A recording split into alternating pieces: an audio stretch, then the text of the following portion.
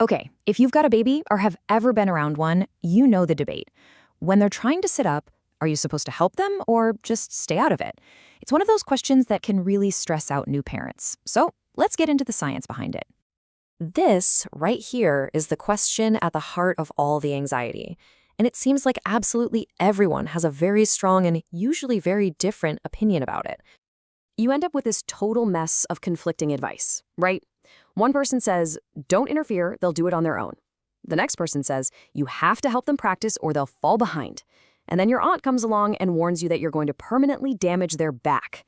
It is a lot. So, you know what? Let's just cut through all that noise. We're going to look at the actual science of how a baby's body develops to get a clear, evidence-based answer. First things first, we've got to reframe how we think about this. Sitting up isn't like flipping a light switch, where one day they can and the next day they can. It's a journey, a really gradual process that happens in a few pretty distinct stages. And here's what that journey looks like. It all starts with them needing you for total support. Then they figure out how to prop themselves up on their hands, kind of like a little tripod. After that comes my favorite part, the wobbly stage. It looks unstable, but it's actually them learning all about balance.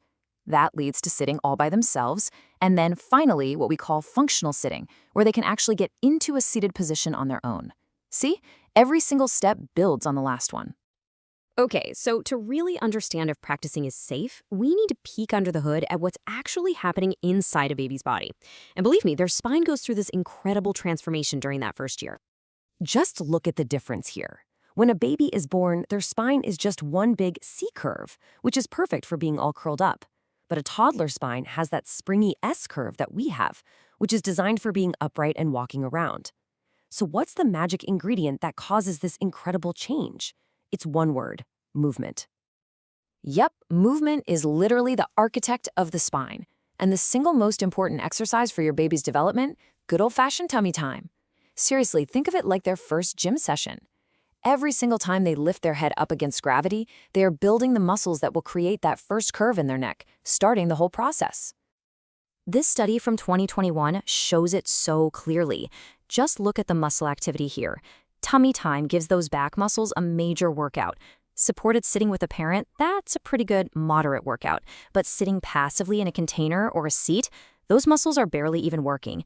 The takeaway is simple. Active movement builds strength. Being propped up doesn't. Okay, so with all that science in our back pocket, let's circle back and tackle that big, scary myth head on. So let's ask it one more time.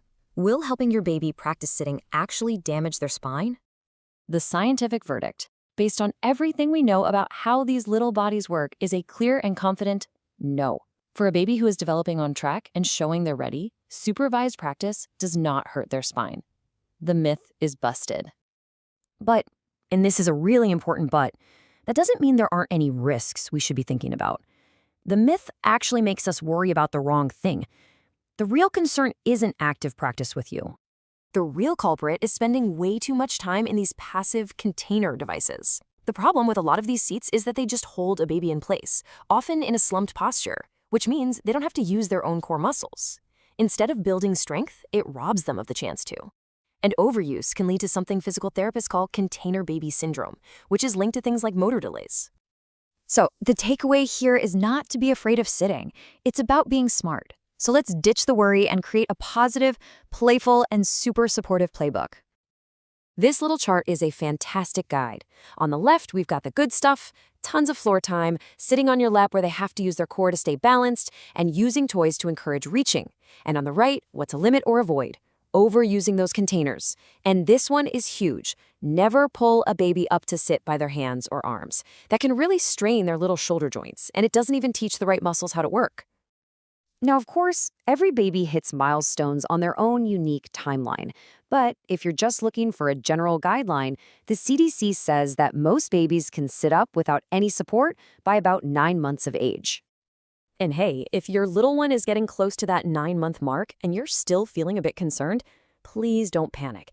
The absolute best person to talk to is a pediatric physical therapist.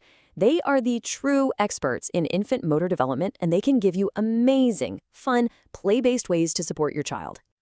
So let's wrap this up with a final thought.